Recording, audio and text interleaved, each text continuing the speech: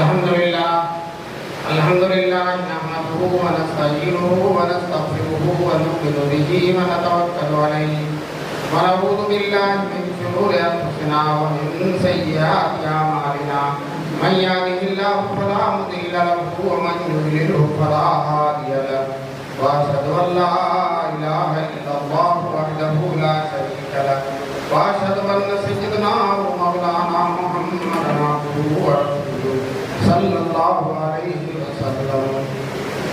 اعوذ بالله من الشيطان الرجيم. بسم الله الرحمن الرحيم. قل هل يستوي الذين يعلمون والذين لا يعلمون انما يتذكر اولو الالباب. صدق الله العلي العظيم.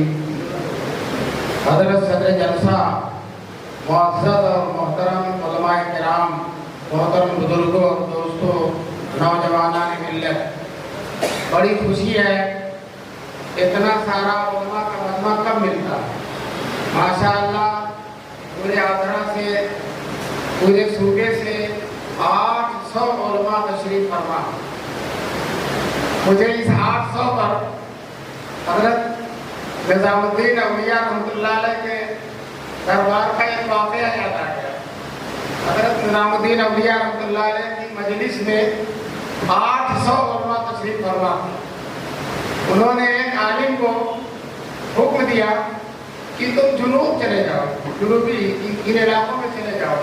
انہوں نے کہا حضرت کہ وہاں چلا جاؤ. حضرت کی مجلس چھوڑ کے جانا نہیں چاہتے، لیکن حضرت کا ایک نظام تھا. وہ جگہ جگہ اپنے خلفاء کو بھیجتے تھے اور وہاں کا ان کو ذمہ دار بناتے تھے اور وہاں وہ پوری دینی اور ایمانی تبدیلی پیدا کرتے. سید کیسو دراز کو گلبرگہ بھیجا ہوں، اور حضرت سے نصیر الدین فراق ان کے خلیفہ کے خلیفہ ایک سلسلہ ہے حضرات نے بزرگوں نے چلایا تھا. یہ صرف خانقاہ میں بیٹھنے والے نہیں تھے، یہ پورے ملک پر، پوری قوم کے حالات پر نظر رکھنے والے. چنانچہ انہوں نے خلیفہ سے کہا آپ جنوب چلے جاؤ. ان کا دل جانے کو نہیں چاہ رہا تھا. حضرت کی باتیں چھوڑ کر کہنے کہ وہاں چلا جاؤں گا تو حضرت کی چوٹیوں کی زیارت سے محروم رہ جاؤں گا. تو حضرت نے فوراً دونوں چوٹیاں نکال کر دے دیا، لے جاؤ زیارت کرتے رہنا، لے جاؤ زیارت کرتے رہنا. پھر وہ صاحب کہنے لگے حضرت چلا تو جاؤں گا، یہ روحانی مجلس کہاں سے ملے گی؟ یہ 800 علماء آپ کی مجلس میں تشریف فرما یہ کہاں سے ملے گی؟ تو انہوں نے کہا سارے لوگ ان کے ساتھ چلے جائیں. سارے لوگ ان کے ساتھ، سب کو بھیج دیا اور سب یہیں آ کر مختلف قریوں میں، مختلف جگہوں میں پھیل گئے اور دین کی بہار پیدا کر دی اور یہی دفن ہو گئے، واپس نہیں گئے. دوستو یہ ہمارے بزرگوں کا کی برکت ہے اور ان کے کارنامے ہیں، ان کی دور اندیشی ہے کہ آج الحمدللہ دین زندہ ہے. اور یہی نہیں، بڑی شان کے ساتھ زندہ ہے. اور میں اگر کہوں تو مبالغہ نہیں، یہاں مفکرین موجود ہیں. عادی عبد الماجد صاحب نظامی اور مولانا خالد بیگ صاحب جو مفکرین ملت کا درد رکھنے والے لوگ موجود ہیں. میں کہوں تو مبالغہ نہیں ہوگا، آج جس شان کے ساتھ دین اور علم دین ہندوستان میں زندہ ہے الحمدللہ دنیا کے کسی ملک میں 32 دانت کے بیچ میں ہم جو زبان اس طرح سے محفوظ ہوتی ہے الحمدللہ ہم بھی محفوظ ہیں اور دین کو بھی محفوظ کیے ہیں اور انشاءاللہ قیامت تک کرتے رہیں. ہمارے دین پر آنا چاہنے والی نہیں ہے. دوستو یہ ہمارا جو نظام ہے تعلیم کا، یہ ایسی چیز ہے کہ اس کا کسی کے پاس توڑ نہیں ہے. یورپ حیران ہے، یہودیت حیران ہے، عیسائیت حیران ہے کہ ہم مسلمانوں کے تعلیمی نظام کو کس طرح توڑ رہے ہیں. ممکن ہی نہیں ہے توڑنا. کیوں؟ وہ بڑے بڑے وسائل والے ہیں، بڑی بڑی طاقتیں ہیں ان کے پاس، بڑے بڑے بڑے وسائل ہیں ان کے پاس، لیکن اس کے باوجود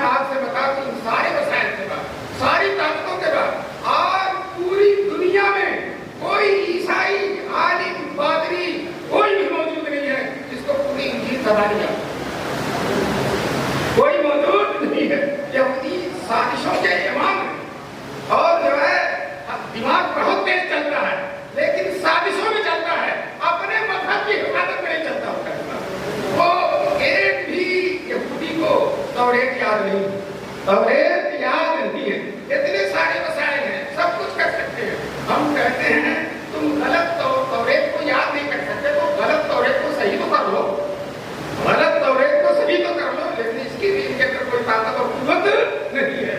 بہت کچھ کرتے ہیں. علامہ اقبال نے تو انہی لوگوں کو کہا ہے جس نے سورج کی شعاؤں کو گرفتار کیا، جس نے سورج کی شعاؤں کو گرفتار کیا، زندگی کی شب تعلیم سحر کر رہا ہے.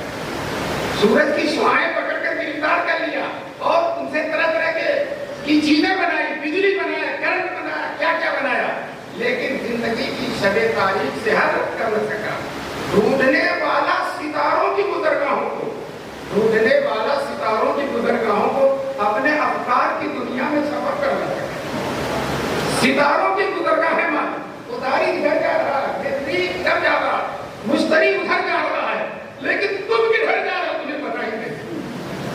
تم نہ اللہ کی طرف جا رہے ہو، نہ رسول کی طرف جا رہے ہو، نہ جنت کی طرف جا رہے ہو، نہ ہدایت کی طرف جا رہے ہو، نہ انسانیت کی طرف جا رہے ہو، نہ شرافت کی طرف جا رہے ہو. کسی طرف تو تم جا نہیں رہے ہو. تو دوستو ان مریم لوگوں سے، ان بیکار لوگوں سے انشاءاللہ ہمارے دین کو کوئی خطرہ نہیں ہے. اور ہم نے الحمدللہ شروع ہی سے سرور کونین صلی اللہ علیہ وسلم کے زمانے سے جو تعلیمی نظام چلایا ہے وہ آج تک چل رہا ہے، انشاءاللہ قیامت تک چلتا ہے. حضور صلی اللہ علیہ وسلم نے صفہ کا مدرسہ قائم کر کے سارے مسلمانوں کو راستہ دکھا دیا کہ تم اپنے دین کی حفاظت کی یہی بہترین شکل ہے کہ مدرسے قائم کرو. مدرسے کرو، مدرسوں کا توڑ نہیں ہے کسی کے پاس. 1857 کے بعد جب ہندوستان میں بظاہر مسلمانوں کا سوال ہو گیا، اسلامی مسلمانوں کی حکومت کا سوال ہو گیا، بہادر شاہ پر نظر بند کر دیے گئے. بظاہر یہ لگتا تھا کہ اسلام ختم ہو گیا، لیکن دوستو تھوڑا تھوڑا دھوکہ ہوتا ہے، اسلام ختم کبھی بھی نہیں ہوتا ہے.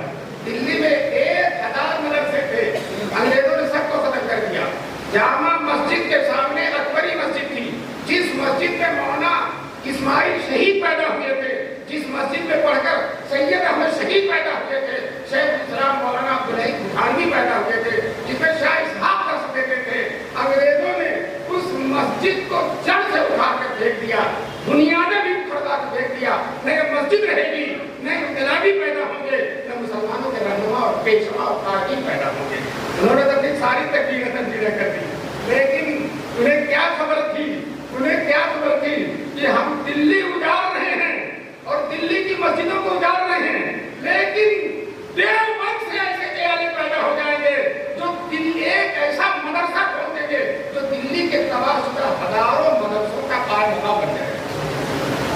ام المدارس دارالعلوم 1857 کے بعد یہ اللہ کے بندے، یہ دیکھیے مومن کی شان ہے کہ مومن کبھی حوصلہ نہیں آتا، کبھی پست نہیں ہوتا، کبھی مایوس نہیں ہوتا. اللہ نے قرآن میں فرما دیا لا تیأسوا من روح اللہ فإنه لا ییأس من روح اللہ الا القوم الکافرون. بتائیے بہت بڑا سوال ہے.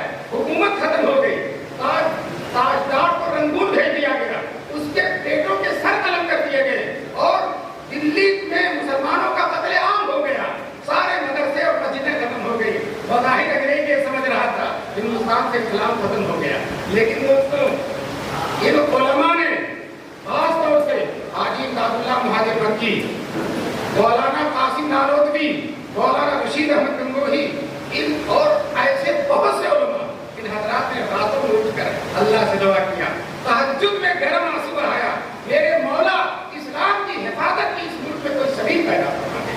دوستوں 10 سال تک دعا کرتے رہے. حکیم الاسلام قاری طیب صاحب رحمۃ اللہ علیہ لکھتے ہیں کہ 10 سال کی دعاؤں کے بعد اس زمانے کے جتنے اولیاء اللہ تھے، جتنے علماء ربانیین تھے، سب کے دلوں میں اجتماعی الہام ہوا کہ دین کی حفاظت کی یہی شکل ہے کہ مدرسہ قائم کیا جائے. چنانچہ یہ حضرات دیوبند کی سرزمین میں اکٹھا ہوئے اور اپنے الہام کا تبادلہ کیا. الہام دل میں بات آ جاتی ہے، ہر ایک کی زبان میں تعبیر الگ الگ ہوتی ہے. بات ایک ہوتی ہے عباراتنا واحد و حسن کا شتہ، تو بات ایک ہے لیکن تعبیریں الگ الگ ہیں. چنانچہ کسی نے کہا میں نے خواب دیکھا کہ مدرسہ قائم کیا جائے، کسی نے کہا مجھے الہام ہوا کہ مدرسہ قائم کیا جائے، کسی نے کہا میرے دل میں चुनांचे की नींद हमारे रब्बानी की बुनियाद पर देवबंद की सरजमी में एक गुमनाम कस्बा है। अंग्रेजों के हाशिए से आज भी नहीं था कि देवबंद से कैसी तहरीक पैदा हो जाएगी जो हमें हिंदुस्तान से निकालने का सबब बन जाएगी। जैसे मूसा अलैहिस्सलाम को ख्याल नहीं, जो है फिरौन को ख्याल नहीं हुआ कि मेरे गोद में पलने वाला मूसा ही मेरी हुकूमत को दरहम करने वाला और मुझे तहे नील करने वाला बन जाएगा, वो फिरौन के जहन में नहीं था। इसी तरह से अंग्रेजों के भी जहन में नहीं था कि देवबंद से कोई एक तहरीक उठेगी, कोई एक मदरसा कायम होगा, कुछ अल्लाह वाले उठेंगे और हमारे निजाम को दरहम कर देंगे और हमको इंग्लैंड जाने पर मजबूर कर देंगे। हजरात ने देवबंद की सरजमीन में एक उस्ताद, एक शागिर्द थे, ये तारीख में लिखा हुआ, एक अनार के दरख्त के नीचे सत्ते की मस्जिद जो आज भी मौजूद है, उस सहन में मई का महीना था। लोग कहते हैं अनार के नीचे बैठे क्या करते थे, हम कहते हैं मस्जिद में गर्मी थी, मई का महीना था, पंखा नहीं था, अनार के दरख्त के नीचे थोड़ी बहुत हवा थी, उसके नीचे बैठ कर एक उस्ताद और एक शागिर्द से मदरसे को शुरू कर दिया। उस्ताद भी महमूद, शागिर्द भी महमूद और अल्हम्दुलिल्लाह मदरसे के कारनामे भी महमूद।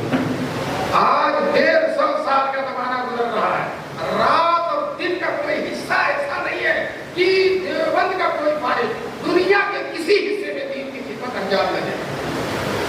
एक लम्हा नहीं, हजरत अली मुफक्किर इस्लाम वो फरमाते हैं कि देवबंद ने दारूल ने दीन की इतनी खिदमत की कि अहले हक की अलामत बन गया। आज अहले हक को क्या कहा जाता है? देवबंदी कहा जाता है। हजरत अली मियां मुफक्किर इस्लाम है, उनका मकबूला मैं नकल कर रहा हूँ। वो फरमाते हैं कि देवबंद ने दीन की इतनी खिदमत की कि पूरी दुनिया में अहले दीन का आलम बन गया। आज अल्हम्दुलिल्लाह पूछा जाता है बाहर मुल्कों में यूपी कहाँ है, तो बताया जाता है जहाँ देवबंद है। यूपी कहाँ है तो बताया जाता है जहाँ देवबंद है। मैंने एक अफसर से कहा, किसी हुकूमत के एक अफसर से कहा कि आपके मुल्क की शोहरत ताजमहल से नहीं है, आपके मुल्क की नेकनामी लाल किले की वजह से नहीं है, आपके मुल्क की नेकनामी पूरी दुनिया में दारुल उलूम देवबंद की वजह से, दारुल उलूम देवबंद की वजह से, दारुल देवबंद का फैज़, दारुल देवबंद की बरकत। दोस्तों, इमाम हरम तशरीफ लाए थे दारुल देवबंद में, उन्होंने अपनी तकरीर में कहा मैं दुनिया के हर मुल्क में गया इमाम हरम होने के लिए से, और जहाँ भी मैं गया मुझे दारुल देवबंद का फैज़ सूरज और चाँद की तरह चमकता पूरी दुनिया में। अभी दारुल देवबंद में बहुत बड़े मुहद्दिस हैं हज़रत मौलाना नेमतुल्लाह साहब, शेखुल इस्लाम हज़रत मदनी के शागिर्दों, मायनार शागिर्दों में मैं हज़रत के साथ फीजी गया और जहाँ 14 घंटे तक चलता ही रहा, जब जाकर वो फीजी नजर आए। वो दुनिया का सबसे पहला हिस्सा है, वही सूरज सबसे पहले तुलू होता, दुनिया में सबसे पहले फजर की नमाज वही होती है, उसके बाद दुनिया खत्म है। तो दोस्तों, वहाँ जब पहुंचे तो दौड़े के कई मदरसे, बुखारी खत्म करना इस मदरसे में, इस मदरसे में। हमने पूछा आप हजरात यहाँ माशाल्लाह बुखारी पढ़ा रहे हैं, दीन की तालीम दे रहे हैं इस जजीरे के अंदर, आप लोग पढ़कर कहाँ से आए हैं? तो सब कहने लगे हम लोग दारुल देवबंद से पढ़कर, दारुल देवबंद से पढ़कर। अभी आपके एरिया से खून आ रहा है कि हमारे बच्चों का दारुल देवबंद में दाखिला करना। मदीने से बच्चे आते हैं, दुनिया के चप्पे चप्पे से बच्चे आते हैं। और दोस्तों, जिस तरह से पहले था आज भी है और इंशाअल्लाह क़यामत तक इसी तरह से रहेगा। और हर तरफ है ये आपका ये इदारा जो ये निज़ामी साहब चला रहे हैं और चप्पे चप्पे में जो इदारे हैं सब माशाअल्लाह उसी चराग का परतव है, उसी चराग का परतव है। फारसी शायर कहता है, उलमा नहीं बैठे हैं, फारसी सुनाने में कोई हर्ज नहीं। अगर जब फारसी नसीहत मनसिया हो रही है, लेकिन कहते हैं एक चरादेश दरी वज़्न, एक चरादेश दरी वज़्न की असमर्तबे हर जामी जन्म निगरम अंजुमने साफ्ता। एक चराग है, उसके परतव से जिधर भी हम देखते हैं एक अंजुमन बनी हुई है। दोस्तों, इस सारे मदरसे और मदरसों से बढ़कर, मदरसों से कई 100 गुना बढ़कर ये मकतब, जिस मकतब के उलमा को आपने खादिमों को इकट्ठा करके इजाज़ किया है, अल्लाह ताला आपको बेहतरीन बदला नसीब फरमाए। ये सब काबिल कदर हैं। आपको मालूम होना चाहिए, उलमाए रब्बानी सुनते होंगे, कूनू रब्बानियीन बिमा कुंतुम तुअल्लिमूनल किताब व बिमा कुंतुम तदरुसून। अल्लाह ने कुरान में रब्बानी बन जाओ। रब्बानी किसको कहते हैं? रब्बानी कहते हैं अल्लज़ी युरब्बिन नास है, الذی یربی الناس بصغار العلوم ثم بکبارها، جو مسلمان بچوں کی تربیت کرتے ہیں، پڑھاتے ہیں، پہلے چھوٹے چھوٹے علوم پڑھاتے ہیں، پھر بڑے علوم پڑھاتے ہیں. تو پہلے تعلیم الاسلام پڑھاتے ہیں، دینی تعلیم کا قاعدہ پڑھاتے ہیں، مکتب پڑھاتے ہیں. دوستو وہی ربانی ہے جو صرف بخاری ہی پڑھا رہا، مکتب نہیں پڑھا رہا، اس کے ربانی ہونے میں سوال پیدا ہو سکتا ہے. لیکن الحمدللہ ہمارے جتنے بڑے بڑے علماء ہیں جو بخاری پڑھا رہے ہیں، انہوں نے ہمارے شیخ الحدیث مفتی سعید صاحب، ہم نے دیکھا ایک طرف بخاری پڑھا رہے ہیں، دوسری طرف میزان پڑھا رہے ہیں. اپنے گھر میں بچوں کو کیا پڑھ رہے ہیں؟ شیخ الہند مولانا محمود حسن صاحب دارالعلوم دیوبند میں شیخ الحدیث بخاری پڑھاتے ہیں اور قدوری بھی پڑھا رہے ہیں. بخاری کے ساتھ ساتھ قدوری بھی پڑھا رہے ہیں، بڑی کتابیں بھی اور چھوٹی کتابیں. یہی پہچان ہے آج میرا بانی. مجھے تعلیم کا مسئلہ بہت پسند آیا، بہت پسند آیا کہ مکتب میں جو تعلیم دی جاتی ہے وہ فرض عین ہے. مکتب میں جو تعلیم دی جاتی ہے وہ فرض عین ہے. مدرسوں میں جو تعلیم دی جاتی ہے بڑے بڑے وہ فرض کفایہ ہے. وہ مدرسوں کی تعلیم اگر کوئی حاصل نہ کرے چل سا جائے گا، لیکن مکتب کی تعلیم اگر نہیں حاصل کرے گا تو وہ مسلمان نہیں رہ سکتا، وہ مسلمان نہیں رہ سکتا. مکتب میں سے توحید بتایا جاتا ہے، رسالت بتائی جاتی ہے، آخرت بتائی جاتی ہے، دین کی مضبوطی بتائی جاتی ہے، پاکی اور طہارت بتائی جاتی ہے. مجھے اپنے استاد کا مقولہ یاد ہو، کہتے تھے جتنے مسئلے تعلیم الاسلام پڑھ کر یاد ہوئے، ہدایہ پڑھ کر اتنے مسئلے نہیں یاد ہوئے. تعلیم الاسلام پڑھ کر، اور تعلیم الاسلام اتنی جاندار کتاب ہے، اتنی زوردار کتاب. آپ کو اندازہ ہوگا کہ ہمارے اکابر نے مکتب کی تعلیم، ابتدائی تعلیم، بچوں کی تعلیم پر کتنا اہتمام کیا. مفتی کفایت اللہ صاحب نے انتہائی آسان اور انتہائی سوال جواب مختصر اور بالکل عام فہم زبان میں پورے دین کو تعلیم الاسلام کے سارے حصوں میں سمجھا دیا. وہی تعلیم الاسلام اگر پڑھے. مفتی کفایت اللہ صاحب کا جب انتقال ہوا تو دلی میں جامع مسجد کے پاس بہت بڑا جلسہ ہوا، اور جلسہ ہو رہا، سارے علماء تقریر کر رہے ہیں. تو چھوٹے چھوٹے مکتب کے بچے گزر رہے تھے، تو کہنے لگے یہ جلسہ تعلیم الاسلام والے کا، یہ جلسہ تعلیم الاسلام والے کا، جو تعلیم الاسلام جس نے لکھی ہے اسی کا یہ جلسہ، اسی کی تاریخ کا جلسہ ہو رہا. دوستو ہمارے بچوں کو، ہماری نسلوں کو دین سے آشنا کرنے میں اس کتاب کا بہت بڑا حصہ ہے. اور اسی انداز پر اور نئے نئے نصاب بھی بن رہے ہیں، لوگ بنا رہے ہیں اپنے تجربے. اور ہر نصاب الحمدللہ اچھا ہے، ہر نصاب میں دین پڑھایا جاتا ہے. اور دینیات والوں کا نصاب ہو، آپ کے یہاں کے لوگوں کا نصاب ہو، جو بھی نصاب ہے، بہرحال نصاب کچھ ہو، پڑھانے والا ماہر ہونا چاہیے، پڑھانے والا کھول کر پلا دینے والا ہونا چاہیے. اور میں مکتب کے احتمام میں اور بھی ہو جائے گا. ابھی میں ایک مکتب میں گیا، چھوٹے چھوٹے بچے بیٹھے تھے بند کمرے میں. تو اب چھوٹے چھوٹے بچے غسل تو کرتے نہیں، پیشاب شاہ کے اتنی بدبو اتنی بدبو اتنی بدبو کہ ایک منٹ وہاں ٹھہر نہیں سکا. وہ کھاں میں نے کہا ایک اساتذہ ہی تھے،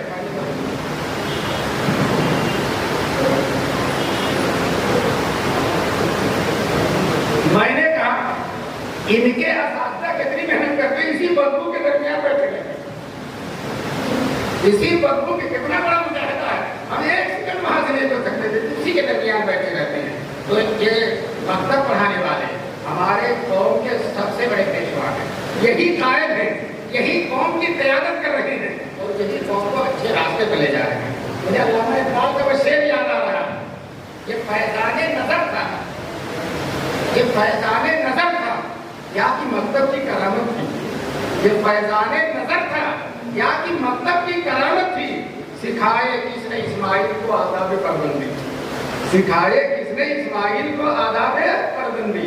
بتائیے چھوٹے سے بچے اسماعیل 6 سال 7 سال 8 سال 10 سال کے نابالغ ہیں، اور ابا خواب دیکھتے ہیں کہ میں اپنے بیٹے کو ذبح کر رہا ہوں، بیٹے کے سامنے رکھتے ہیں تو بیٹا کہتا ہے یا وقی معلومات عمر، ابا جس کا حکم دیا گیا کر گزریے، ستجدنی انشاءاللہ من الصابرین، آپ مجھ کو صابرین میں پائیں گے. آپ ذبح کرنے کے لیے لٹا دیں گے تو میں انشاءاللہ ذبح ہو جاؤں گا، اور 1 منٹ کے لیے بھی تعامل نہیں کروں. اور بیٹا کیا کہہ رہا ہے، ابا چھری تیز کر لیجیے گا، ذرا اپنی آنکھ پر پٹی باندھ لیجیے گا، کہیں بیٹے کا بھولا چہرہ، لاڈلا چہرہ دیکھ کر اس دل میں رحم نہ آ جائے.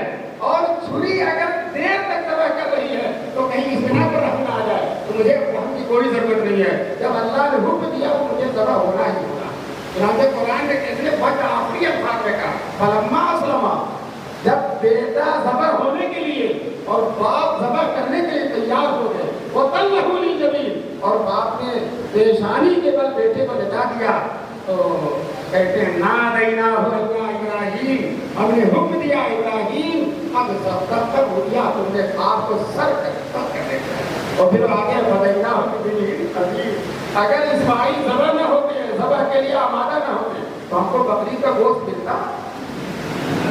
ارے اتنا بقرعید کا جو گوشت کھاتے ہیں وہ کس کا فائدہ ہے؟ حضرت اسماعیل کا اللہ تعالیٰ نے ان کی جگہ پر میڈھے کو قربانی کر دیا، اب میڈھے کی قربانی سنت ہو گئی، قیامت تک سنت و عقیدہ ابراہیم۔ میں کہتا ہوں اس چھوٹے سے بچے کی، اسماعیل کی، باپ نے جو تربیت کی ہے، اسی تربیت کا نام ہے مکتب کی تربیت، اسی تربیت کا نام ہے مکتب۔ آپ، میں بھی ایک جگہ بتا رہا تھا، آپ نے اگر مکتب کی تعلیم مضبوط کر دی ہے، اس کے دل میں اللہ اور اس کے رسول کو بسا دیا ابتدائی میں، تو آگے کوئی بھی تعلیم پڑھے گا، مشرکین کی تعلیم پڑھے گا، یہود و نصارہ کی تعلیم پڑھے گا، غلط ماحول میں جائے گا، مخالف ماحول میں جائے گا، پھر بھی کچھ تو ہو جائے، لیکن انشاءاللہ محمد عربی کا دامن کو نہیں چھوڑے گا، چھوٹے نہ کہیں ہاتھ سے دامان محمد۔ اگر بچپن میں پکڑا دیا جائے وہ دامن تو انشاءاللہ چھوٹنے والا نہیں ہے۔ اس لیے آپ مکتب کے بچوں کو محنت کیجیے اور ان کو دین سکھائیے، دین سے آشنا کیجیے،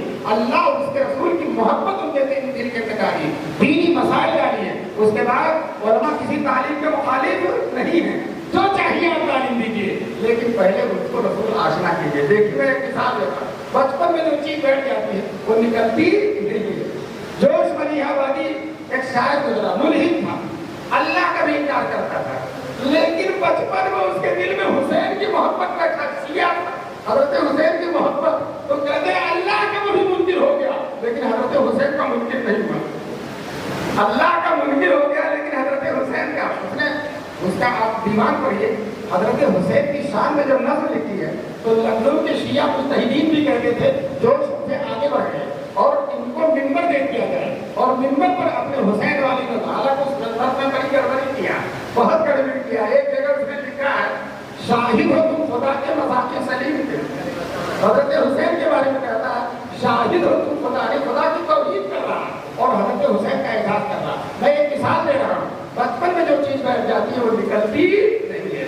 اس لیے یہ مکتب کی تعلیم ہماری علامہ اقبال جو اندلس گئے تھے تو آ کر انہوں نے کہا تھا ان مولویوں کو نہ چھیڑو جو مسجدوں میں مکتبوں میں بچوں کو پڑھا رہے ہیں، ان کو چھیڑو مت، ان کو کچھ کہو مت، ان کے راستے میں رکاوٹ نہ بنو، ان کی توہین نہ کرو اور ان کے کام کو حقیر نہ سمجھو۔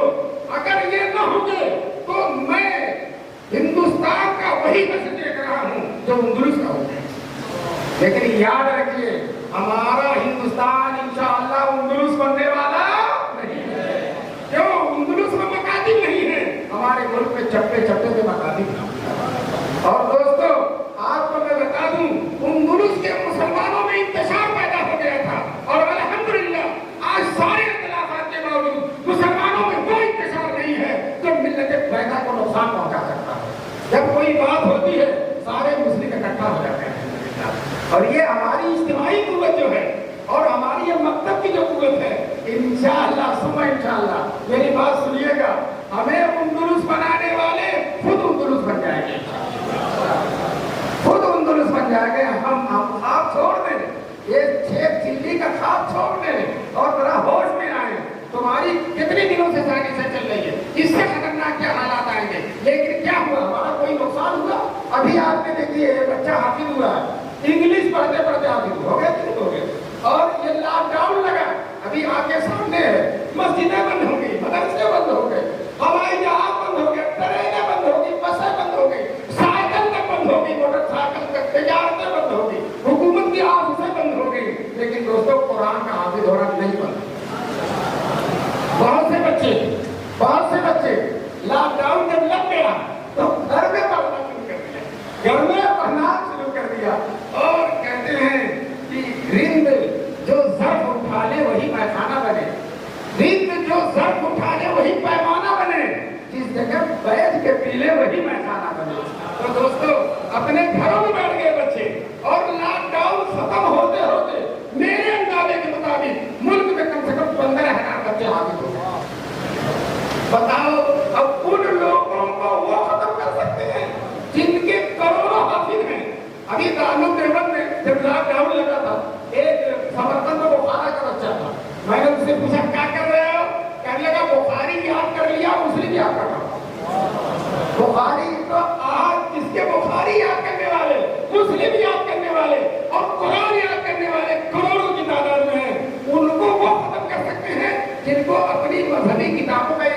اختیار نہیں, جو اپنے مذہب کی حفاظت نہیں کر سکتے, جو اتنے بے بس ہیں, وہ ہمارے مذہب کو کیا برباد کر سکتے ہیں؟ ہمارا مذہب تھا, ہے اور رہے گا انشاءاللہ.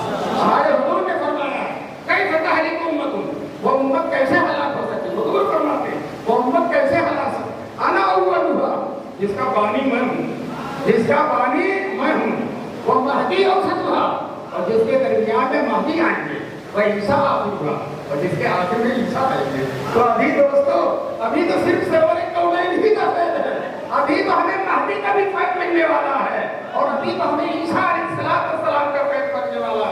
ہمیں مٹانے والے اپنی زندگی کا ساتھ دیتے ہیں. نعرہ تکبیر, علماء دیوبند سر بکف سر بلند, مولانا راشد اعظمی آگے بڑھو, ہم تمہارے ساتھ ہیں. آپ لوگ تو پہلے ہی سے ساتھ ہیں, ہمارے لانا کی ضرورت نہیں. بہرحال میں یہ کہہ رہا تھا کہ ہمارے خلاف سازش کرنے والوں کو اگر یہ پتہ چل جائے کہ ہماری سازش سے یہ اور آگے بڑھتے ہیں, ہماری سازش سے یہ اور آگے بڑھتے ہیں, اگر یہ پتہ چل جائے تو آرام سے بیٹھے, بلا وجہ اتنی محنت نہ کریں. ان کی سازشوں سے ہم پیچھے نہیں جاتے, آگے بڑھتے ہیں. دوستو, گلاب کے پھول میں کھاد جتنی زیادہ ہوگی, خوشبو اتنی زیادہ ہوگی. تو تمہاری سازشیں ہمارے دین کے گلاب کے پھول کے لیے کھاد بن جاتی ہیں, اور ہمارا دین انشاءاللہ چمکتا رہے گا, دمکتا رہے گا. دوستو, اس دین کو کچھ ہونے والا نہیں ہے. حدیث میں حضور صلی اللہ علیہ وسلم ہمارے لیے کتنے اطمینان کی بات فرمائی. حضور نے فرمایا مومن کی مثال کھیتی کے پتلے پودے کی طرح. صحیح حدیث ہے, کھیتی کے پتلے پودے کی طرح. ہوا چلتی ادھر گر جاتا ہے, ادھر گر جاتا ہے, لیکن پھر اٹھ جاتا ہے, پھر اٹھ جاتا ہے, انگڑائی لے کر کھڑا ہو جاتا ہے, اور یہاں تک کہ منزل مقصود تک پہنچ جاتا, اس میں غلہ آ جاتا, کسان کاٹ کر اپنے گھر لے کے چلا جاتا. اور اللہ کے دشمنوں کی مثال سنوبر کے درخت کی طرح ہے, ارجن کے درخت کی طرح ہے. موٹی موٹی شاخیں ہوتی ہیں, ہوا ہلاتی نہیں ہے, لیکن ایک دن اکھڑ جاتا ہے. تو دوستو, ہم ہل تو سکتے ہیں, اکھڑ نہیں سکتے, اور ہمارے دشمن چاہے نہ ہلیں لیکن اکھڑ جاتے ہیں. سب کچھ اللہ کی قدرت میں ہے. تعز من تشاء وتذل من تشاء, تؤتی الملک من تشاء وتنزع الملک ممن تشاء. اس کی قسمت کے راز کو وہ جانتا, اس کی قدرت اور حکمت کے راز کو وہ جانتا ہے. کب تک کون ہے, کب تک کون نہیں ہے, لیکن ایک دن آئے گا کہ یہ ہو جائے گا فرعون. ایک دن آئے گا, یہ ہو جائے گا فرعون تھا, صداد تھا, نمرود تھا, قوم عاد تھی, قوم ثمود تھی, لیکن پھر ایک دن وہ آیا فقضی دابر الذین ظلموا والحمد للہ رب العالمین. ظالموں کی جڑ کٹ کر ختم ہو گئی. ہم ظالم نہیں, ہم ہندو مسلمان دونوں سے محبت کرتے ہیں. ہمارے حضور سب سے محبت کا پیغام انہوں نے سکھایا. اسلام دین رحمت ہے. ہمارے حضور جس طرح سے مسلمانوں کے لیے تڑپتے تھے, اسی طرح سے نئے مسلموں کے لیے بھی تڑپتے تھے, اور اتنا تڑپتے تھے, اتنا پریشان ہوتے تھے کہ اللہ تعالیٰ کو تسلی دینے کی ضرورت پڑی. اللہ کے قرآن میں فرمایا لعلک باخع نفسک علی آثارہم ان لم یؤمنوا بہذا الحدیث اسفا. اے نبی, لگتا ہے کہ اسلام ان غیر مسلموں اور اسلام کے نہ ماننے والوں کے غم میں آپ اپنے آپ کو بھلا کے افسوس کرتے ہوئے اگر یہ ایمان نہ لائے. تو حضور تو ان کے بھی ایمان لانے کی فکر کرتے, ان کے ایمان نہ لانے سے بولتے تھے. حضور تو چاہتے تھے وہ بھی جہنم میں نہ جائیں. جب ہماری حکومت آتی ہے, پوری دنیا سکون کے ساتھ آتی ہے. ہم ذمیوں کے ساتھ بھی, ہمارے حضور نے فرمایا ذمی جو جزیہ دیتے, لہم ما لکم وعلیہم ما علیہم, ان غیر مسلموں کو وہی حقوق ملیں گے جو مسلمانوں کو ملیں گے, اور ان کو وہی داروگیر ہوگی جو مسلمانوں کو ہوگی. بالکل حقوق ملنے میں اور داروگیر ہونے میں دونوں کے دونوں برابر. اسلام رحمت کا سایہ ہے. ہندوستان میں آیا اسلام, اور اسلام نے ہندوستان کو جنت کا گہوارہ بنا دیا. اس معنی کر کے گہوارہ بنا دیا کہ الحمدللہ یہاں تہذیب ہے, تمدن ہے. ہمارے آنے سے پہلے عمارت بنانے کا کچھ طریقہ نہیں. شاہجہاں نے لال قلعہ بنا دیا, تاج محل بنا دیا, بڑے بڑے راجگیر پیدا ہو, بڑی بڑی عمارتیں بن گئی. کھانے پینے کا بھی سلیقہ نہیں تھا. ایک صاحب ہیں جو ہے بہت بڑے دلی کے شاعر تھے غالب کے زمانے میں, تو غالب وہ غیر مسلم تھے مسلمان ہو گئے. تو غالب سے کسی نے پوچھا کیوں مسلمان ہوئے؟ پلاؤ کی خوشبو سن کر مسلمان ہو گئے. یہ پلاؤ جو ہے نا یہ ہم تو اللہ نے ایمان کی برکت سے رہنے کا بھی سلیقہ کیا, کھانے کا بھی سلیقہ ہے. یہ جو مجمع بیٹھا ہوا, اگر یہ مجمع اہل ایمان کا نہ ہوتا تو آپ دیکھتے کتنی بدبو ہوتی, اس میں کتنی بدبو ہوتی. لیکن الحمدللہ چاہے وہ صاف ستھرا پہنے ہو, لیکن ایمان کی خوشبو الگ ہی ہوتی ہے, ایمان کی چاشنی الگ ہی ہوتی ہے, ایمان کی بشاشت الگ ہی ہوتی ہے. اللہ تعالیٰ مولانا عبدالماجد صاحب کو جزائے خیر دے کہ اتنے سارے علماء کو اکٹھا کیا اور ان کی حوصلہ افزائی کی. آپ نے ملت کی دردمندی اور قیادت کا حق ادا کیا ہے. اللہ تبارک تعالیٰ پوری ملت کی طرف سے, پورے آندھرا پردیش کی طرف سے آپ کو بہترین اجرا دے. اور یہ علماء جو آئے ہیں یہ اپنی اپنی جگہ پر ہر ایک ستون ہے, ستون. جیسے ان ابراہیم کان امتن, ابراہیم امت ہے, تو الحمدللہ ہماری امت کا ایک ایک عالم اپنی جگہ پر مستحکم اور مضبوط ہے اور اپنی جگہ پر بہت اہم ہے.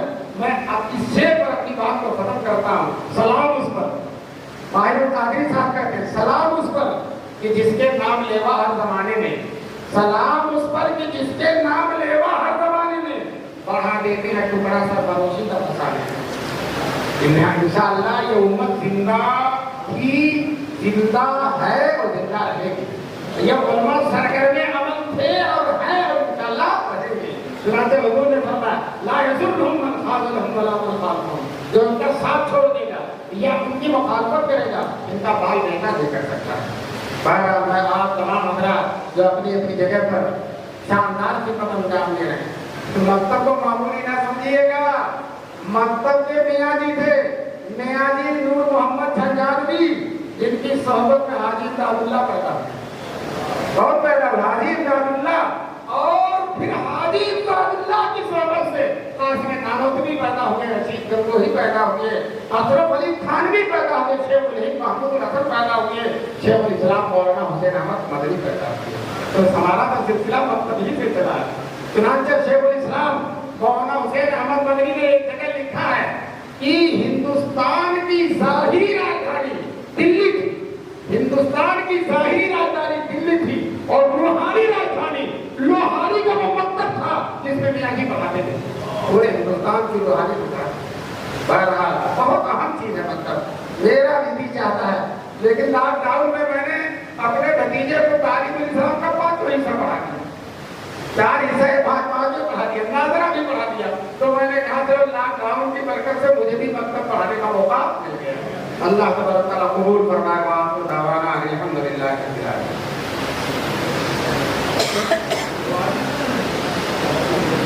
دعا سے سب جنرل سیکرٹری ضلع قانون حافظ عبدالسمیع انصار سے درخواست ہے کہ وہ حضرت شک کو پیش کریں. بسم اللہ الرحمن الرحیم و بہ نستعین.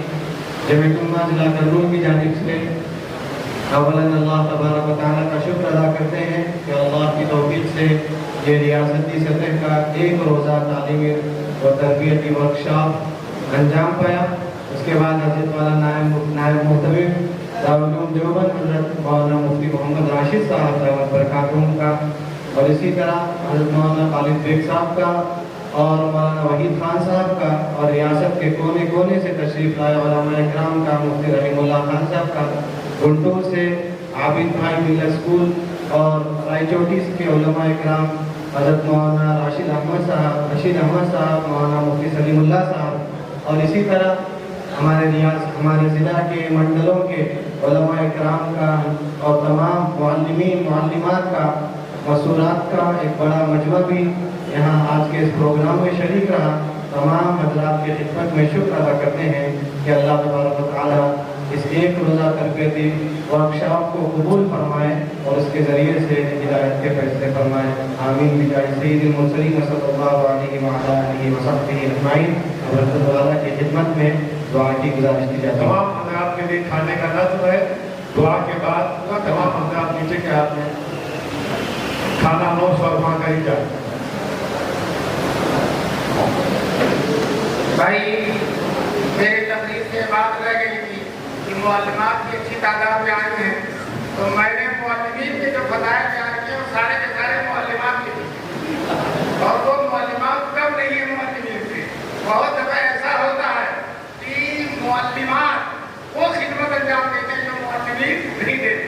चुनांचे खुद हुजूर सल्लल्लाहु अलैहि वसल्लम ने सहाबा से कहा था, हुजूर निस्फ इल्मिकुम मिन आखिर उमरा। हजरत सैयदे आयशा के बारे में कहा था, ऐ मर्दों, आधा इल्म 1,24,000 सहाबा से हासिल करो, और आधा इल्म का इल्म सुन को सत्य दौलत सैयदे आयशा क्या तो माशाअल्लाह सैयदे आयशा के बड़े बड़े मसले में सहाबा जाते थे और मसलों को हल करते थे और जो है अपनी मुश्किलात की खुशियों को सुलझाते थे। माशाअल्लाह हमारी मुअल्लिमात भी बहुत अहम खिदमत अंजाम दे रहे हैं और अल्लाह ताला उनकी भी तशरीफ आवरी को कबूल फरमाए और उनकी खिदमत को भी कबूल फरमाए। हम उनकी जो आला दर्जे की खिदमत है तालीम के सिलसिले में हम कहें कि सबसे ममनून मशहूर है और उनको मुबारकबादी दें। दुआ करिए अल्लाहुम्मा सल्ली अला सय्यिदिना मौलाना मुहम्मद व अला आलिहि व अस्हाबिहि व बारिक वसल्लम। रब्बना ज़लमना अनफुसना व इन लम तग़फिर लना व तरहमना लनकुनन्ना मिनल ख़ासिरीन। हे अल्लाह इस बरकत इस मजलिस अमल को कबूल फरमा ले। हे अल्लाह इस मजलिस को कबूल फरमा ले।